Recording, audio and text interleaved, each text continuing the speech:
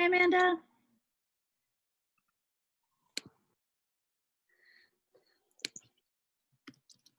I didn't want to be late, so I'm early. No, you're fine. No pressure. Thank you for doing this at all. For doing this, I really appreciate it. Totally. Excuse the hat. There was this, really cute. I'm like, it's so cute. I even got it cut for the first time since like Christmas, the other day, and I was so excited. But I guess it's just not used to being fixed. I decided this is it today. Yeah, my hair hasn't been down in months, so.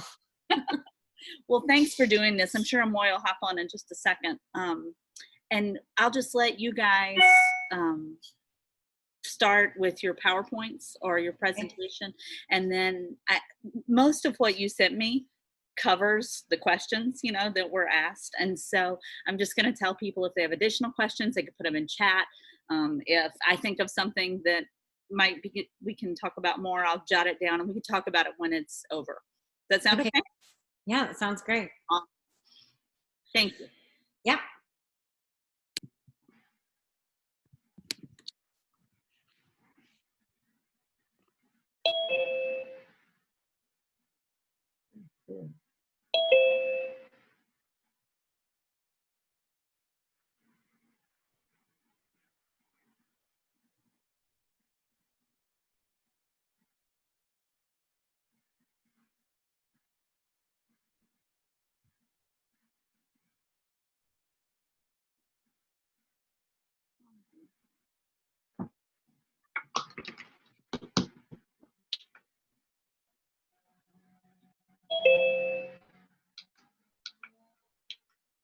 Lots of people just pinging in, so we'll give it just a minute. Sure. And I'll screen share mine when the time comes. Great, thank you, Amoy. Yeah, no worries.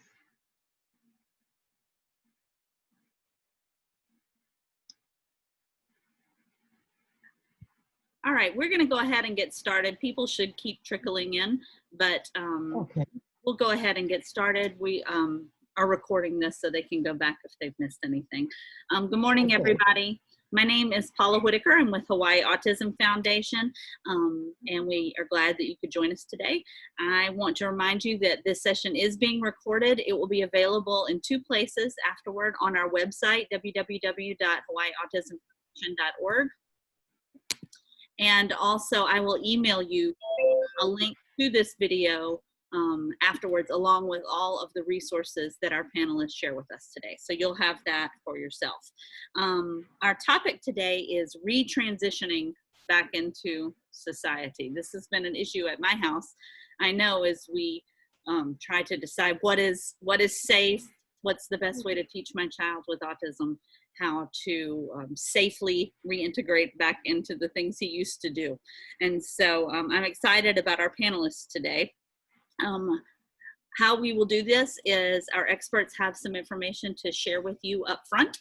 And then afterwards, if there are questions you submitted that were not answered during their presentations, I will ask them those questions. If you think of additional questions that come to you during their presentations or something else you want to know, you can submit it in the chat and we'll make sure those get asked before it's over. So I want to introduce our panelists today. First, we have Dr. Amoy Hugh-Penny. I'm going to say hi. Hello, how are you? And then Dr. Amanda Kelly. Hi, Paula. Thanks for having me. Yeah, so I'm just going to turn it over to these ladies and let them do their presentation. And we will chat at the end and when you guys are done. All right. Thank you for being here. Oh, you're welcome. All right, so first I'm going to share my screen with you.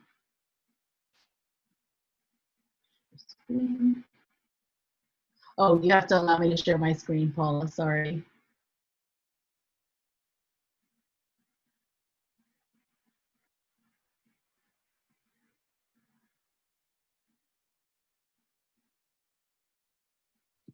That should work, Amoy. See if that worked. Okay, it's ready now, yes. All right, awesome.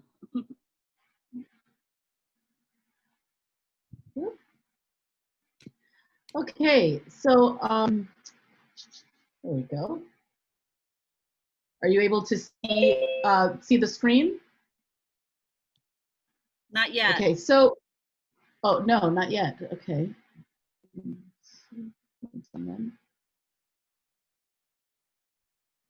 Can you see this? No.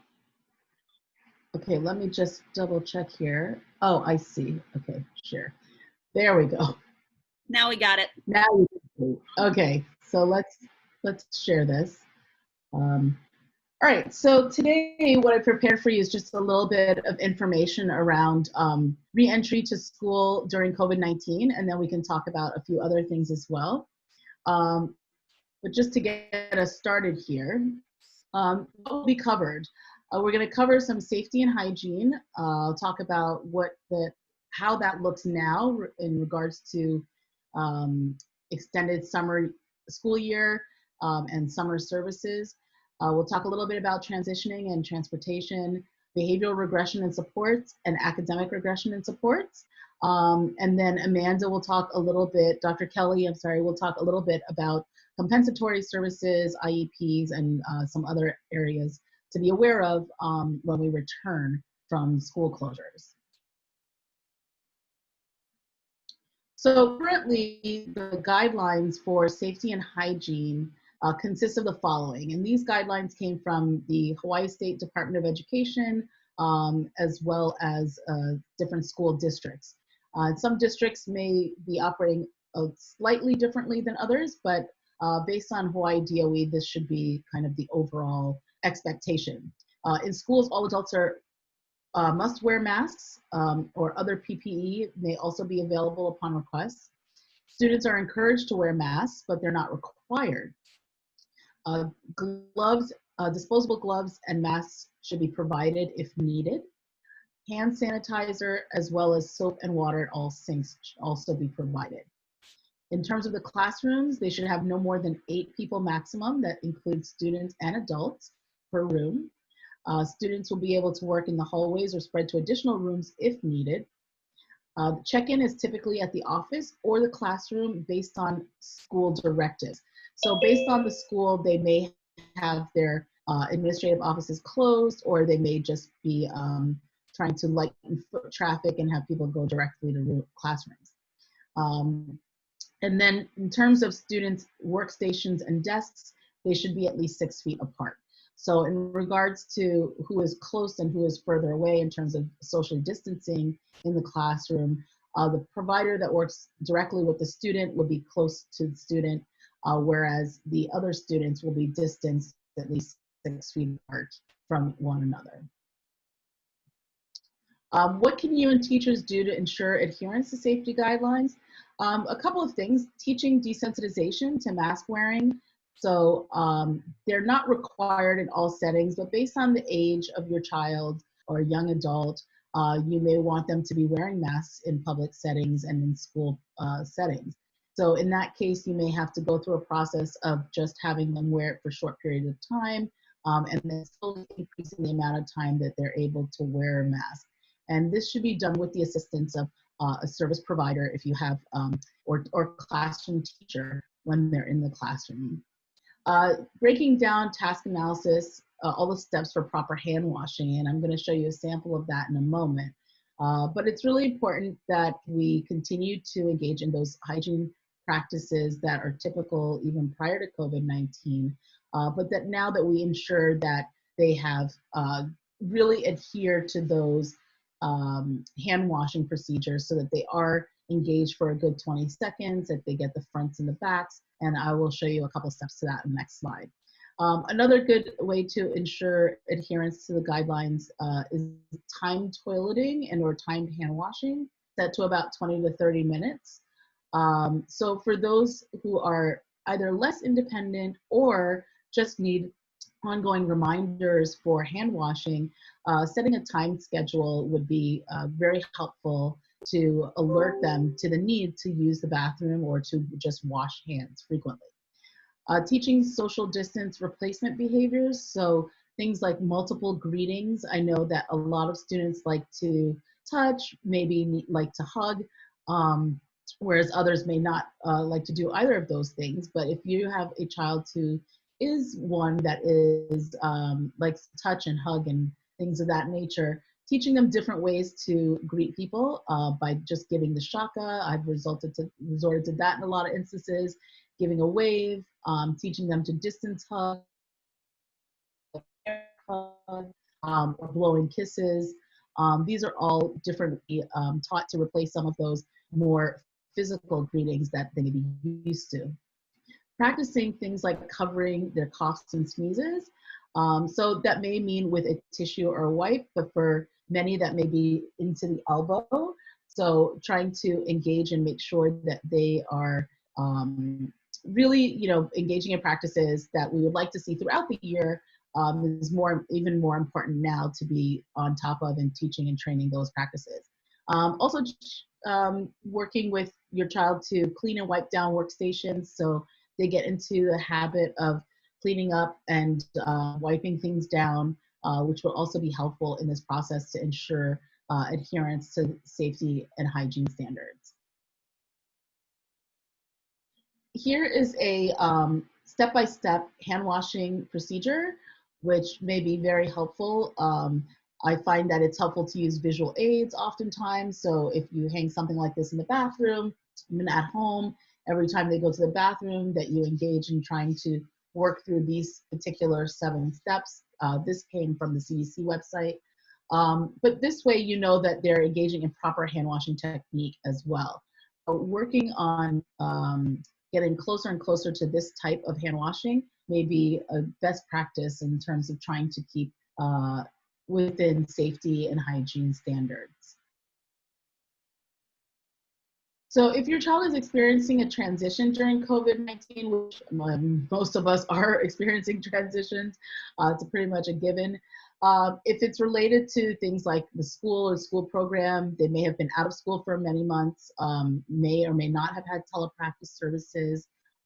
So based on that, you want to ensure that whoever will be providing services to them, whether that be a school program or a young adult program, that there's some form of transition planning that is inclusive of transportation plans if there is transportation that's required to go back and forth to that setting. So making sure that you speak to the individuals that are on your team, whether that be service coordinators in school program or others at other coordinators at services, adult service programs, to discuss the transition plan back to the original setting. Having temporary emergency plans if necessary. So if you need a plan for the bus or for behaviors, that you make sure that there's some form of temporary plan in place. And then that becomes more solidified once they start to engage in those services again with a regular review. Transitioning to a new school, if you have a child who's transitioning to a new school during this time, just making sure that the consent and transfer of records occurs nice and early, that the services, that observations, consent for services, consent for observations, if an FBA or behavior intervention plan is in the process. Because a lot of school systems, what they have done is during this time, they may have started or initialized functional behavior assessments. Excuse me. However, that cannot be fully completed until actual observations take place. So the interviews, things like reviewing records, may have been taking place already, but it's really important that the observations occur before solidifying those plans as well. So just ensuring that you have all the proper consents and for records, for services, for observations, so that when that transition does occur, that it's a faster process. Another way to help transition to back to school or to a new school or setting would be to use social stories and narratives to help build context for returning to school, providing teacher or service workers names and or pictures to help them to identify people who may be in that new setting, and then helping to prepare with short trips to the school if feasible via the car or the school bus based on what mode of transportation they may be taking to that setting, so that they have an idea of timing from the home to the destination. They have an idea of the route and get familiarity with the route that goes between home and school or home and that other setting. And then in general, return to school transitions, you can include the same types of things with social stories and narratives to help build up the context, preparing again with the short trips.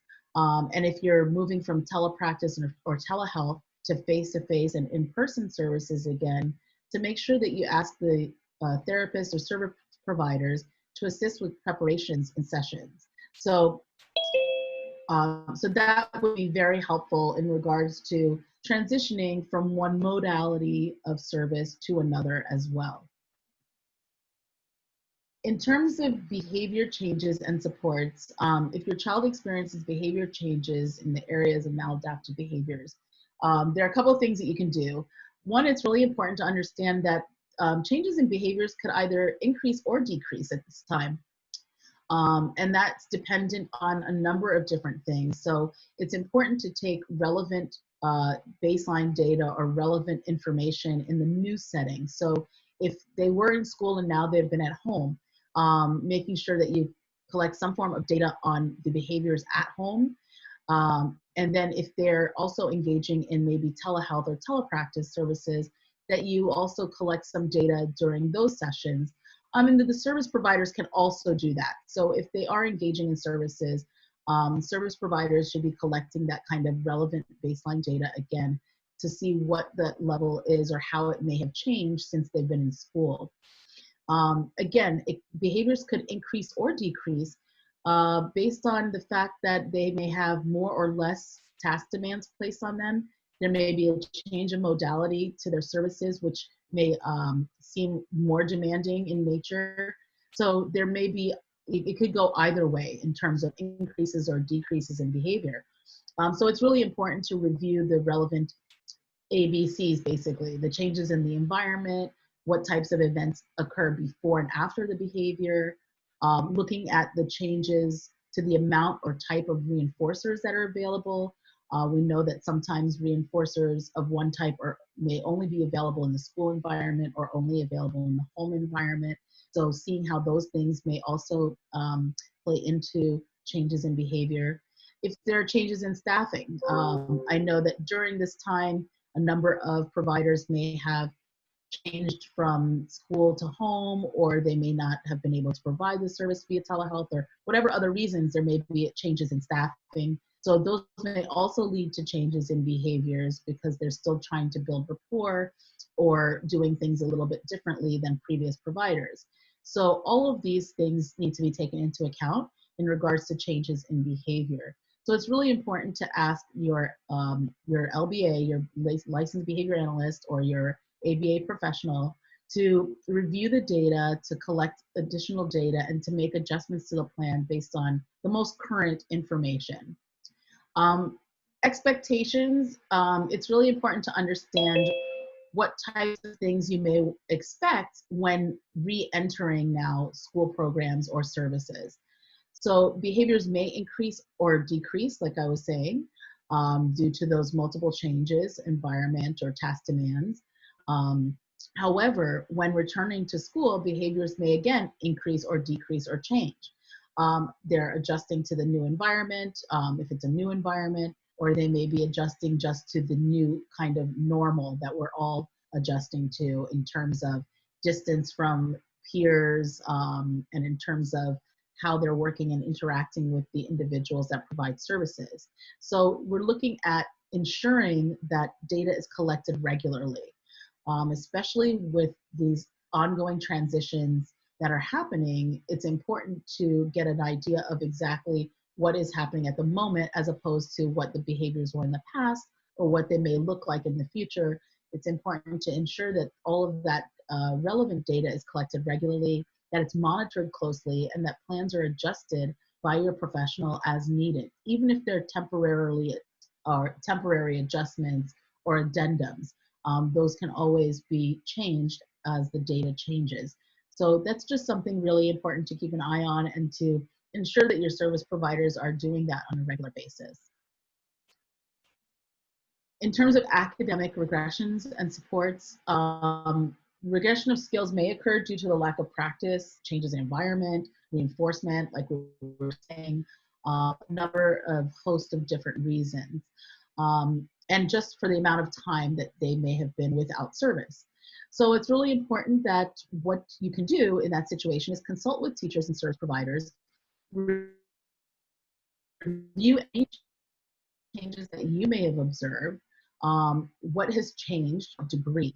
So part of that is determining how they performed academically prior to all of the changes that happened. So what was the score, the most recent scores? So if we're looking at a set of data, we'd want to look at the last 3 to 5 days to see what their average was in terms of responding.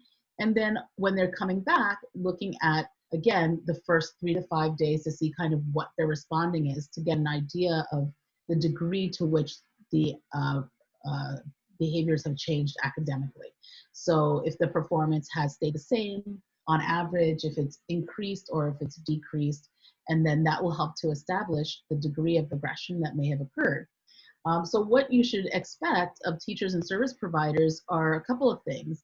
You should expect them to try and reestablish rapport and instructional control, which means that they're not going to rush in with all the academic programming that they were doing before, but little by little, they'll be reestablishing themselves as reinforcing, reestablishing different reinforcers, and then slowly building up to increasing task demands and instruction.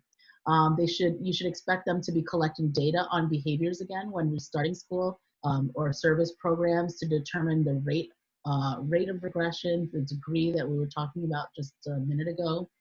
Also, the reteaching of any skills that may have experienced regression.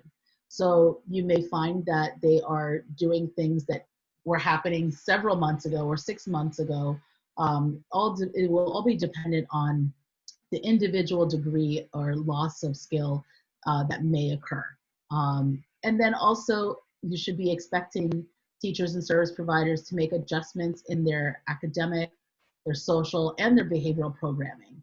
So across the board, they should be looking at, again, taking some relevant data for the return, seeing how that differs from previous scores and previous rates of behavior, and then making some adaptations to the different programs based on where they currently are performing.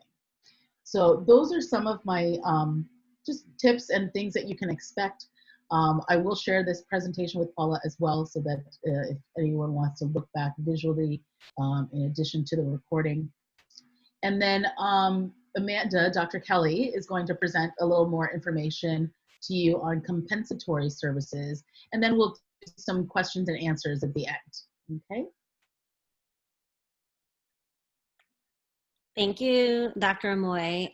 Paula, can you change it so I can also share my screen?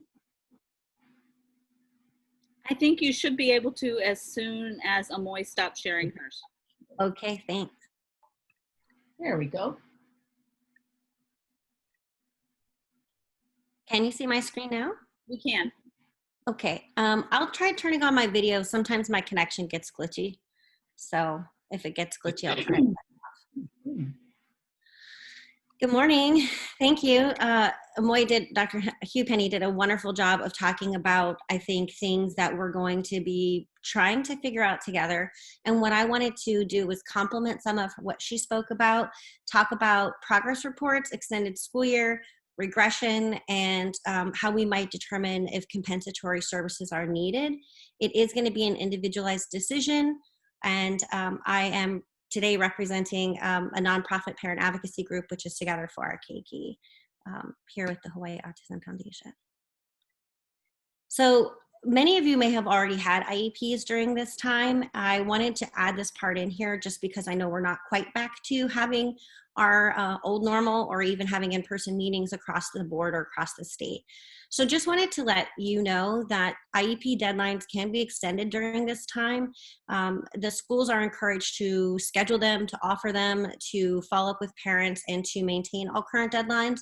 But as Dr. Moy pointed out, if assessments couldn't be completed or they just weren't possible, then you may not wish to have a full IEP meeting, or you might have wished to extend a deadline.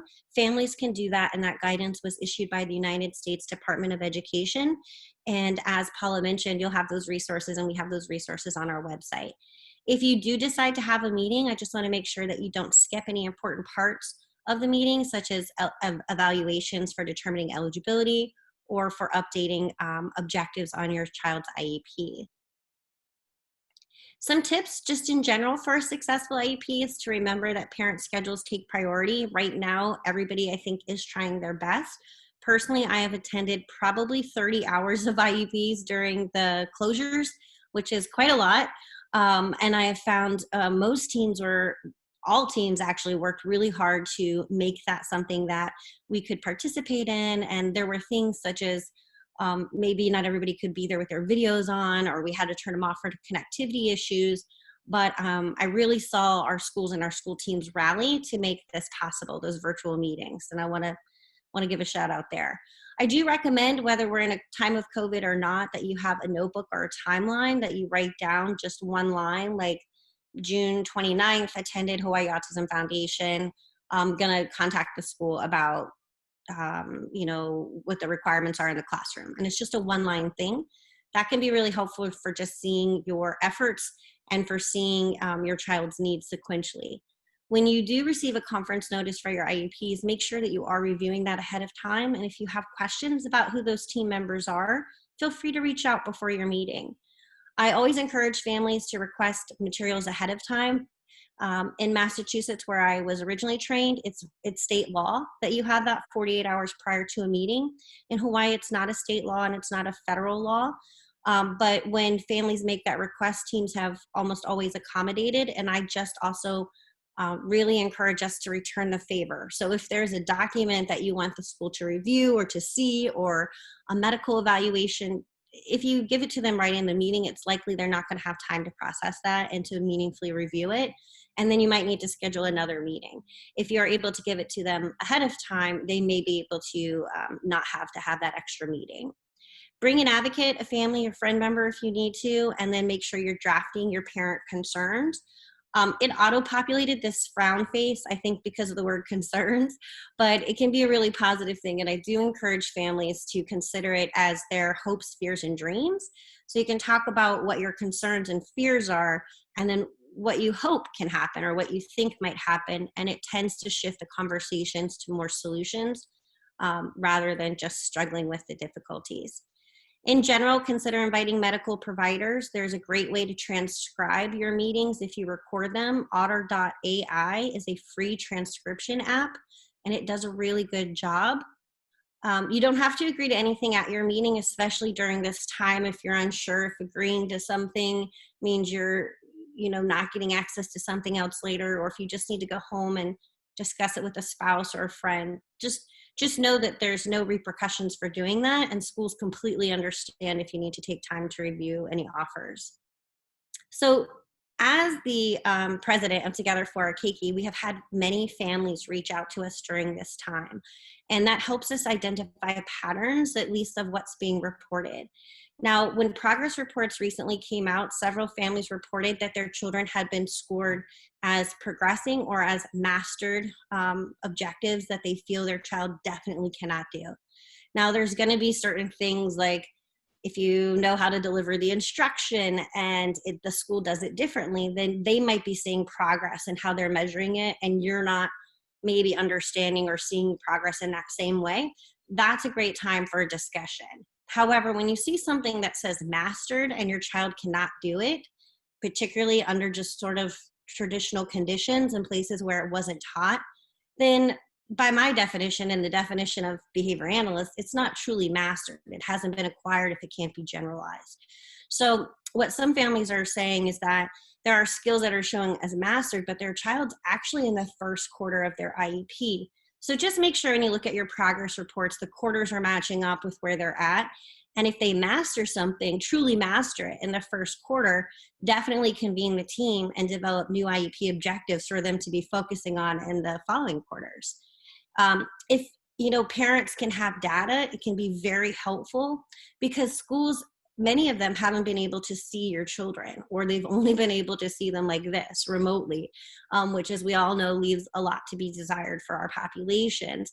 And so it can be really helpful to supplement what the school might have by showing them what you've experienced or what you're seeing or how your child's performing. One of the easiest ways to do that, I think, for parents is to take a quick video versus having a bunch of different data sheets, or data can be interpreted in different ways.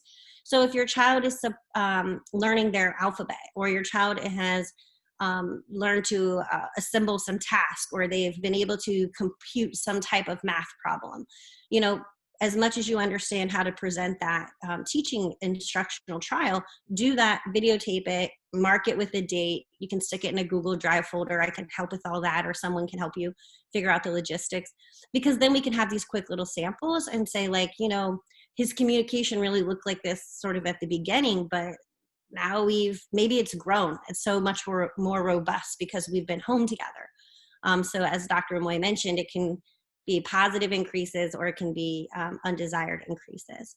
I also think it's important for families to make a list of any materials or services that you might have had to purchase or dedicate towards instruction for your child. It does not mean that you will get reimbursed, but in the case where it's appropriate, or it's an instructional material for your child and the team deems it as relevant to their instruction or necessary, there might be a situation where some families are reimbursed for some materials that they use for instructional purposes. Extended school year services, this situation, COVID really brought up the importance of ESY and understanding that extended school year does not mean summer vacation or summer break. It means our fall break, our spring break, our winter break. And if we have to have a second closure, it might actually be more relevant moving forward. I know when we had the COVID closures, it was uncharted, unprecedented, the entire world. So there's no faulting, I don't think, of any particular system as far as just trying to figure it out. But as we move forward and we think that these circumstances could happen again, we really want to make sure that we're planning for disruptions in instruction like this. Something that was perplexing to me, and I'm not an attorney, I'm just a behavior analyst, an advocate, a teacher, but is that when students have been out of school for X amount of days, that's what qualifies them for needing this in-person instruction or this extended school year service. It may not always be in person. And what happened was we were out of school for like 60 or 70 days. And then most of the families, all of the families who communicated to me, the schools waited till the school year ended, till like May 27th. Then they counted the 10 or 15 days more of no instruction before providing extended school year. And I'm not sure whether that's, legally a problem. I just feel like it doesn't really capture the intent. The intent of having extended school years when there's a disruption and it's going to lead to regression. So I just wanted to emphasize that and remind families of that. I also wanted to make sure that everyone on the call is aware that eligibility for extended school year, or as we talk about compensatory services, regression and recoupment is only one of the deciding categories or considerations. It is the one that I most commonly see school teams fixate on, but there's also the nature and severity of our students' disabilities, as well as if they've just started on something such as a new speech device, right? That last one, areas of learning crucial, that would be one example. If they've just started a speech device and then the school year ends in 3 days, that might be a reason for them to continue so that they can get fluency with that communication device. This is all listed in Chapter 60, and this definition of compensatory services comes from the Hawaii Standards Chapter 60, and it states educational services that are awarded to a student with a disability for the Department of Education's failure to provide a free and appropriate public education. Now, when we're thinking about that outside of COVID, that seems kind of pretty clear or relatively cut and dry. With the consideration of COVID layered on top, it's going to be very hard to determine and to know where our children would have been or where we would have been without this crisis. And so I encourage you to ask yourself, what is your keiki need? And also, as Dr. Amoy mentioned, we do not need to wait and see, right? There might be a few days, establish rapport, but immediately data collection should start right again. The Individuals with Disabilities Education Act requires that we take a proactive approach, not that a child fails first. So if they say, oh, we need to wait and see, we need 6 weeks of data, then I encourage you to reach out to one of us or somebody who can help you in the community. The guidance from the US Department of Education, of course, is to make individualized decisions. But one thought that I think you could ask yourself is when you look at your child's IEP, whenever it's to expire, let's say it expires in November, the question to you and the team should be, is this child, is this student likely to meet all of these objectives by November if we just keep with their services as is? And the answers for most of our children are going to be no, or at least not across all skill areas. Some maybe they acquired, but others are going to have suffered. And so if that's the case, the question might be, what then is needed to get them to that place or as close to that place as possible by the end of their IEP year? That's still not necessarily saying that your child will receive compensatory services, but I think of it as kind of a logical way to approach that conversation. Many states are prioritizing special education as being in person. I know that yesterday HSTA and the Hawaii DOE released some updated standards. I know Dr. Amoy mentioned 6 feet. In some cases, they talk about 3 feet. In some, they talk about a hybrid model. But we are seeing around the nation at least a claim to prioritize our special education students. Some related laws are IDEA, the Hawaii Administrative Rules, Chapter 60, which is very helpful. On one side, it states the law. On the other side, it states an interpretation. Or the regs and then the interpretation. And then also if you refer to the procedural safeguards, which can be an electronic document, if you go to the section on state complaints, it talks to you about compensatory services there. And all I wanted to add today was that if you have any other areas of need or needs related to this, you can always email me at forkeiki@gmail.com. Also, we have resources, worksheets, documents, the US DOE guidance, and things like that on our website, which is forkeiki.com. Thank you.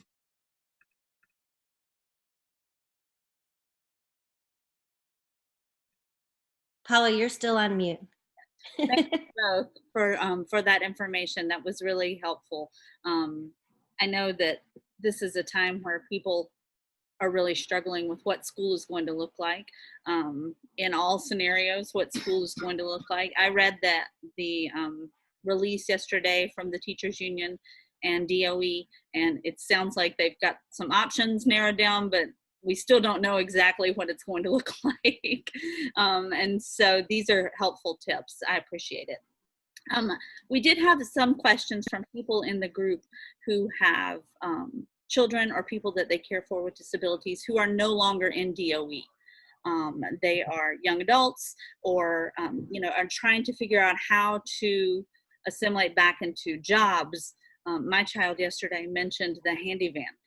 When am I going to get to ride the handy van again? Just even little things like going shopping, going to the mall, things that they used to be able to do. Do you guys have any suggestions or tips for those families? I mean, I think we're all still figuring a lot of that out. I think also what Dr. Moy mentioned is practicing wearing masks is going to pertain no matter what the age is. It's something I have to do. Like, quite honestly, I'm not comfortable with them. I completely understand and will wear them. But because of that, I'm choosing to spend more time at home maybe than most people would, or as people are shifting in that way. I also, we're going to need to do some of those same things, like maybe a site visit or a drive by if you need to get back into that routine. I don't know about the handy van, especially as they're just mentioning that the bus driver, who had the North Shore routes all tested positive and things like that as well. That then makes people, it's one step forward, 2 steps back, right? We venture out and then we retract. So I think as much as possible, communicating in a language that your child understands, or acknowledging it to some degree. I think not acknowledging it increases the anxiety around it, at least for me. But if we're always focusing on it, it can be a challenge. I know in Honolulu, they've opened up like the owl eye on Sundays for bike riding now, or scooter riding, which is very different and things we couldn't do before. So I do find it's helpful to try to create those new reinforcers, as we still don't know how we're going to get back to accessing our former ones. But maybe Dr. Moy has something to add. Yeah, no, I would say pretty much very similarly. I think that it's important to, you know, make sure that they understand like what's happening to the degree that they can. And I think that online there are a number of little like COVID storybooks now on YouTube. There's a like COVID storybook to help explain those things. But there are some venues that are open to in a more limited way. So I know that the mall in there are a couple of malls that are open, outdoor open air malls. And so you may want to consider different off times that are not like the first thing in the morning. Like I know if I go to Walmart or Target first thing in the morning, there's a long line of people waiting to get in. But if I go at 5 p.m., then there aren't as many people. And then that may be another way of considering how and when to do certain things. But I think it is important to give them some choice. So finding out what types of activities or opportunities are open and available, looking for a time of day that you think might be the best, considering, you know, that there may be lower numbers of people in those venues at that time, and then providing some visuals so that they have some choice of what you can do. So I know some of what we've been doing here is just going out and finding a beach where, you know, and just driving beyond the point where all of the people have been to find an emptier space, and then kind of going out and then engaging in that space. So you may want to look for a couple of different opportunities based on the these partial openings. And then again, choose your timing based on when you think the least amount of people may be there and things like that. So it may take a little bit of effort in that regard. I know I've got a little bit of a schedule now in regards to when I go shopping at certain places, because I know that there aren't going to be as many people. So those are some ways that you can do that as well. And then with that, you can offer a little bit of choice to your child in that regard. Thank you. I do want to revisit one question. I know you guys touched on it a little bit, but we had 3 separate parents ask this question, and so I feel like it's worth really digging into for just a second. And it's about helping your child understand the lack of personal contact they can have, especially if your child is a hugger or someone who kind of requires that intense sensory input. They're always bouncing into people, touching people's things. I taught special education in an elementary school for over 20 years, and I can tell you that is the nightmare scenario. You know, it's really difficult to try to imagine a class full of 6, 7-year-olds and saying, okay, no one touch anyone or no one say. Right. It's a very difficult situation, particularly with our children who are doing it for sensory input and not just because they're 6, 7, 8 years old, you know, which is difficult anyway. So I'll throw out one thing that I learned, and then I would love if our panelists had any additional information. But our best scenario when I was teaching school was to try to find a replacement behavior. Mm-hmm. Yes. So instead of, you know, don't do that, then we just try to develop a new habit. Like, it has to be fun for that child. You know, it's like every time you see someone, if they don't find doing a shaka engaging, that's not going to replace the behavior. But, you know, if you can do a silly dance every time you see your friend, a silly friend dance or something from this distance, and they think that's funny, it might replace the behavior. And so we all have to make some adaptations, but that's my 2 cents. Do either of you, Amanda or Amoy, have anything to add? Yeah, I would say absolutely. That's one of the first things I think I put in there, is that to try and find replacement behaviors that will allow them to have that social interaction without the physicality. So things like, you know, again, depending on your particular child, you know, what they like, what they don't like. Like you said, you know, handshakes, blowing kisses, fake distance hugs, you know, like hugging an invisible person, you know, giving the shaka, and then just reinforcing that replacement each time that they see somebody out in the real world, you know. So yeah, that's definitely, I think, a really good idea, is to consider different ways they can do that. Also, if it's something that they're doing for sensory input, you may consider a couple of different sensory toys or sensory vests or something like that that may help them to get that input in different ways throughout their day. So that could help to decrease that need. And then it may also help to, when you're teaching that replacement behavior as well. Yeah, I would add be concrete, so we're adults, and how many people cannot stand on the little bubbles at the grocery store? It's also a thing why I fear the grocery store now. But no, I think it does help. One of my friends, their children had a birthday party, right, during COVID, but nobody could come because it's COVID. And they were like, Amanda, maybe you could come and you could be at a distance. And the father's like, there's no way they're going to keep a distance from her. So I wore a T-Rex costume, which I do not think we can all walk down the halls in. I'm just being like pretty funny though, like then they couldn't touch me and I had a mask. I think it does though help if we can say these are the areas or give a concrete idea. So when I would speak at Assets about keeping distance from the turtles, I would explain it in the number of backpacks away they needed to be from the turtles, or how many of your twirls that you would do down the hallway do you need to be away from each other. So that I think helps to relate to something that children or our children understand.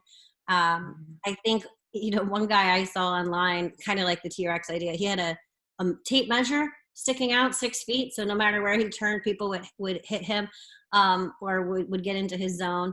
I don't think we're going to do that either, but it's another way about being concrete and teaching what does it look like to have that space, in addition to all of the things that both Paula and Dr. Moy said, such as teaching those replacement behaviors, reinforcing those replacement behaviors.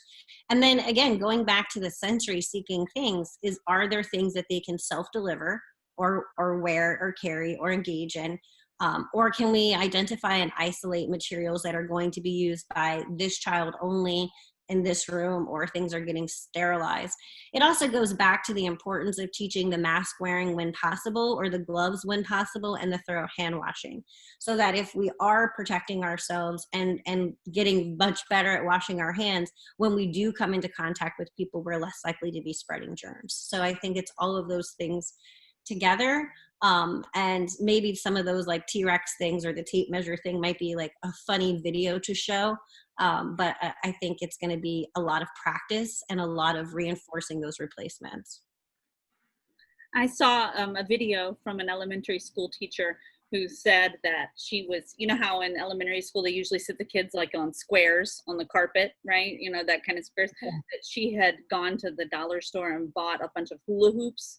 And because if you put two hula hoops next to each other, you've got just about 5 to 6 feet in between each person if they're sitting in the middle of the hoop. So there's an idea. A hula hoop may be a little more accessible than a T-Rex costume, right? Well, we want to thank everybody for coming today, and especially to Dr. Hupenny and Dr. Kelly. Thank you so much for being our experts and for sharing so much information with us. I want to remind you that I will send you this recording along with all of the resources that they mentioned during this meeting to you later today. And so you'll have that. It'll also be available on our website, www.hawaiiautismfoundation.org. And our next meeting, Q&A meeting, is in 2 weeks. That's Monday, July 13th at 10 a.m. And the topic for that one is long-term planning and guardianship. This is something my family is actively involved in right now. There are a lot of different options for guardianship, power of attorney, medical power of attorney, informed decision maker. There are lots of different things. And then you also have to think about long-term financial planning. And so we have some experts here who have suggestions on ways to get started with that. So I hope you'll join us for that. In the meantime, everybody have a great week. Stay safe and stay well. And thank you very much. Thank you.